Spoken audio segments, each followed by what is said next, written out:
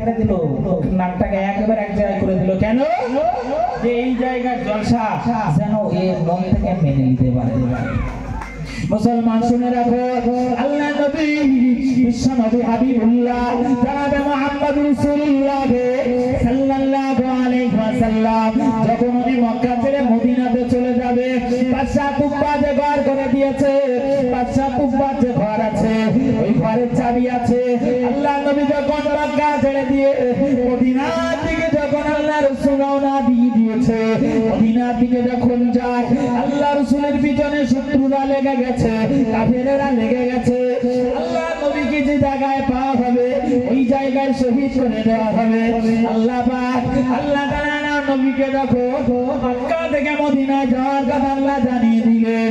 হযরত আবু বকরকে সঙ্গে নিয়ে আল্লাহ নবী যখন মদিনার দিকে রওনা দিয়ে দিয়েছে, এই মদিনায় যেতে যেতে আল্লাহ নবী মদিনায় যাওয়ার সময় সর্বপ্রথম যে জায়গাতে চলে গেলেন, যে জায়গাটার নাম আজ আল্লাহ গাজী বান্দারা জানেন, মসজিদে কুবা বলে একটা মসজিদ আছে।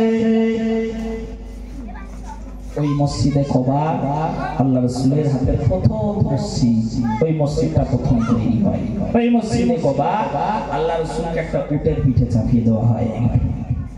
বিশ্বনবী যখন উটের পিঠে চলে যায়, মদিনার মানুষেরা যখন আল্লাহ নবীকে নিয়ে যাচ্ছে, মদিনা শরীফে যখন মদিনার মানুষগুলো নিয়ে যায়, আল্লাহ রাসূল উটের পিঠে চাপিয়ে যখন নিয়ে যায়, উট ধীরে মতো চলতে চলতে ওই বাদশা কুব্বা যে ঘরটা বানিয়েছে, আল্লাহ নবীর একজন সাহাবী হযরত আবু আইয়ুব আনসারী তার নাম, ওই সাহাবী বাড়ির সামনে উট মাথাটা নামিয়ে দিয়েছে, নামিয়ে দিয়েছে।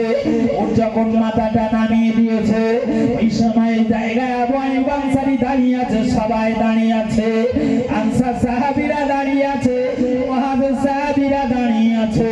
ওই জায়গায় দাঁড়িয়ে আল্লাহর নবী বিশ্ব নবী হাবিবুল্লাহ বলতে লাগলো, ও আবু আইয়ুব আনসারী তুমি বলো বলো আমার চিঠি আর চাবিটা কোথায়, আমায় হাতে দিয়ে দাও। আবু আইয়ুব আনসারী আল্লাহর নবী সাহাবী চোখ দিয়ে টপ টপ টপ টপ করে পানিগুলো গড়িয়ে যায়। ইয়া রাসূলুল্লাহ ইয়া হাবিবাল্লাহ, আমি আবু আইয়ুব আনসারী আমি মনে মনে আমি নিয়ত করে নিয়েছিলাম, আমি মনে মনে যেই দিন আল্লাহর নবী যদি সত্যকারের বিশ্ব নবী হয়, আমার ঘরের সামনে তার উট মাথাটা কেটে দেবে, আর আমার কাছে আল্লাহর নবী ওই চাবি আর চিঠিটা চেয়ে নেবে। আল্লাহ রাসূল তো কিছুই জানে না। অনেক লোক বলে রাসূলুল্লাহ মূর্খ ছিল, রাসূলুল্লাহ কিছু জানে না। আল্লাহ রাসূল কিছুই জানতো না। আল্লাহ রাসূল যেই বলেছে আবু আইয়ুব আনসারী কাঁদতে লাগলেন, আল্লাহ রাসূল দিয়ে দিলেন ইয়া রাসূলুল্লাহ চাবি আছে। ওই বাদশা কুব্বার হাতের ঘর, আর ওই ঘরের তালা খুলেছিলেন 1000 কম বেশি 1000 বছর পরে নবী মুহাম্মদ রাসূলুল্লাহ। জোরে বলা যাবে সুবহানাল্লাহ, এত জোরে হবে না সুবহানাল্লাহ। আল্লাহর নবী বিশ্ব নবী চিঠিটা পড়তে লাগলেন। বাদশা কুব্বা যে চিঠির ভিতরে উল্লেখ যে আমি হয়তো দুনিয়াতে থাকবো না, তবে আমি তোমার আশার আগে আমি তোমার প্রতি ঈমান আনলাম, তোমাকে আমি মেনে নিলাম, নবী হিসেবে কবুল করে নিলাম, মেনে নিলাম। জোরে বলেন সুবহানাল্লাহ।